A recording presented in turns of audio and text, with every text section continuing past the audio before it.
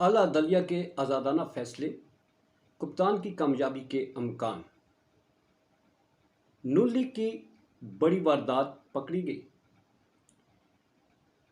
Pakistan peoples party, मौलाना फजलुर रहमान और तहरीक इंसाफ एक page पर। FIA में 2 घंटे तक क्या होता रहा चेयरमैन PTI के साथ, इस पे बात करते हैं। नाज़रीन इकराम, औज़ुबिल्लाहिमिनश्शैतानिर्रजीम, बिस्मिल्लाहिर्रहमानिर्रहीम, अस्सलाम वालेकुम वरहमतुल्लाहि वबरकातुहू। ब्रेकिंग ऑलवेज के साथ नाज़रीन इकराम, मैं हूँ फैसल सैयद। उम्मीद करता हूँ आप जहाँ भी होंगे रब ताला की पनाह में आफियत से होंगे। नाज़रीन, जल्दी से बात करते हैं जी कि अदालतें जो हैं इस वक्त आज़ादाना फ़ैसले दे रही हैं और इसमें फ़ायदा कप्तान को होने जा रहा है और कुछ जमातें PTI के साथ भी खड़ी नज़र आ रही हैं। वो कैसे?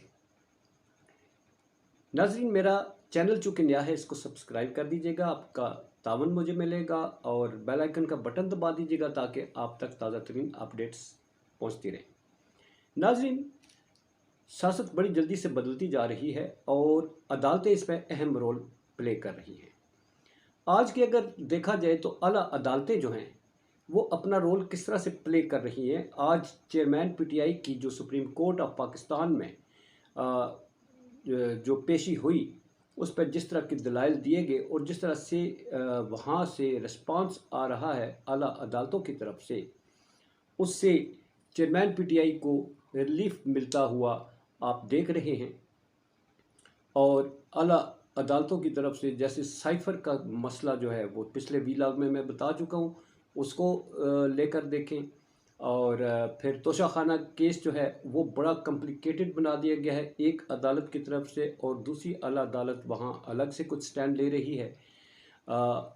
और दूसरे मुकदमात जहाँ से चेयरमैन PTI को रिलीफ मिल रहा है, मुतअद्दिद मुकदमात में ज़मानतें मिल रही हैं, और कुछ जजेस के दबंग किस्म के फ़ैसले बाकी फ़ैसलों पर असरअंदाज हो रहे हैं, जो अदालतों की तरफ से चेयरमैन PTI की राह जो है वो हमवार करते हुए नज़र आते हैं। क्योंकि झूठ के बेस पर जो मुकदमात बनाए गए हैं उसमें चेयरमैन PTI कहीं से फंसता हुआ नज़र नहीं आ रहा है। मगर नाज़रीन, आपको एक बात बता दूं, तोशाखाना केस जो है वो चेयरमैन PTI को उसमें शिकंजा कसने की भरपूर कोशिश की जा रही है। जिस तरह के जज सेशन जज हुमायूं दिलावर हैं, और जिस तरह से ये केस जितना पेचीदा बना दिया गया है और जिस तरह से उनकी एक पार्शलिटी नज़र आ रही है, और जिस तरह से चेयरमैन PTI को उन पर एतराज़ात हैं, फिर वकला के एतराज़ात हैं, जिस तरह की गवाहियाँ दी जा रही हैं। मगर कल का दिन नाज़रीन, यानी आज का दिन, मेरी वीडियो जब तक पोस्ट होगी आज का दिन ही है, उसमें आज जो अगर चेयरमैन PTI अपनी स्टेटमेंट दे देते हैं दफ़ा 342 के तहत, तो फिर तो ख़तरनाक दिन है और इसमें फ़ैसला दे सकते हैं।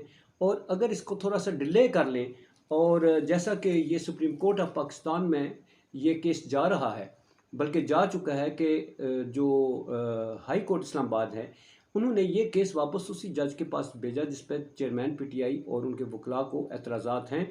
और बाकी ये केस हाई कोर्ट पर भी इतराज़ कर चुके हैं खान साहब के, हमें उन पर भी इतराज़ नहीं है। तो ये केस जो है तोशाखाना केस, ये इसमें हुकूमत का पूरा ज़ोर लगा दिया गया है। जिस तरह के सेशन जज जो हैं, जिस तरह की वो छुट्टियों में भी अपनी रोज़ाना की बुनियाद पर ये केस सुनते हुए नज़र आए हैं, तो लगता यूँ है कि इसमें नाअहल करवाने की भरपूर कोशिश की जा रही है। और दूसरी तरफ FIA में आज चेयरमैन PTI पेश हुए, और इसमें 2 घंटे और तकरीबन 2.25 घंटे के करीब उन्हें वहाँ पर उनके साथ उनका बयान कलम बंद किया गया। उनके सामने जो अहम बातें हैं वो कल आपको मालूम है कि चेयरमैन PTI आज पेश हुए हैं, और कल इससे पहले वाइस चेयरमैन जनाब शाह महमूद कुरैशी और जनरल सेक्रेटरी असद उमर पेश हुए थे।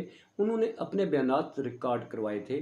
आज़म खान साहब भी अपना बयान जो है, जो साबिक इनके सेक्रेटरी थे, चेयरमैन PTI के प्रिंसिपल सेक्रेटरी थे, वो भी बयान रिकॉर्ड करा चुके हैं। तो आज खान साहब के सामने जो शाह महमूद कुरैशी साहब का बयान है, असद उमर साहब का बयान है, और आज़म खान साहब का बयान है, वो बयानात इनके सामने रखे गए किस सिलसिले में? आपको ये भी मालूम है, ये साइफर के मामले में एफआईए ने बुला रखा है। एफआईए पे जैसा कि चेयरमैन पीटीआई कह चुके हैं कि ये चूँकि राना सनाउल्लाह साहब के अंडर है, अदारा है, तो इससे उन्हें कोई इंसाफ की तवक्को नहीं है।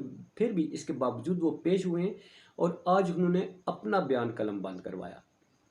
इस सिलसिले में अभी कुछ मालूम नहीं है कि एफआईए की तरफ से कहते हैं एलामिया आता है, इसमें कोई अपनी वो स्टेटमेंट देते हैं, वो अभी तक नहीं आई कि चेयरमैन पीटीआई जो हैं उनके साथ उनकी आज के जो इन्वेस्टिगेशन है वो कैसी रही। बहरहाल ये अलग से मामला है और तोशाखाना केस ख़ास तौर पर वो बहुत सीरियस है, मगर बाकी ढेर सारे मुकदमात में चेयरमैन पीटीआई को अदालतों से रिलीफ मिलता हुआ नज़र आ रहा है, जो हुकूमत के लिए खासी परेशानी का बायस है। अब आपको मालूम है कि अब दूसरी तरफ आते हैं कि मौलाना साहब और पीपल्स पार्टी पीटीआई कैसे एक पेज पर आप आ सकते हैं, ये कैसे, आप भी हैरान होंगे। इलेक्शन तरमीमी एक्ट जो है वो असम्बली में पेश किया गया, 54 के करीब इसमें अमेंडमेंट्स हैं और जिसमें निगरान हुकूमत जो है ये समझ से बाला है। निगरान हुकूमत को भरपूर बाख्तियार बनाया जा रहा है। आपको मालूम है निगरान हुकूमत तो 90 दिन के लिए आती है, मगर चूँकि एक मिसाल मौजूद है, 90 दिन के लिए पंजाब में आए थे और वो बैठे हुए, जैसा कि वो कहते हैं जी 90 दिन में, आइन कहता है 90 दिन में इंतखाब करवाओ, अगर ना करवाएं तो आइन इसमें कुछ नहीं कहता, ना करवाएं तो क्या होगा।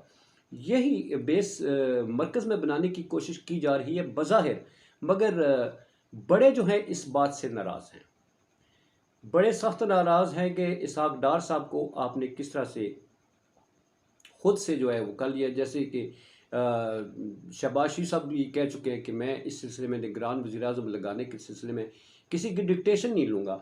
मतलब वो अपने समधी के बारे में ख़ास से हसास पाए जाते हैं और जैसा कि उन्होंने पहले भी कहा था कि इस पे मैं तनकीद बर्दाश्त नहीं कर सकता, तो यूँ उनकी नामज़दगी के लिए भी वो कहीं से शायद उनका मैसेज था डिक्टेशन नहीं लूँगा, मगर बड़े नाराज़ हुए हैं, बड़े नाराज़ हुए हैं कि आप जनाब किस तरह से ये बयानात दे रहे हैं, अगला सेटअप जो है वो कैसे आप बनाने जा रहे हैं।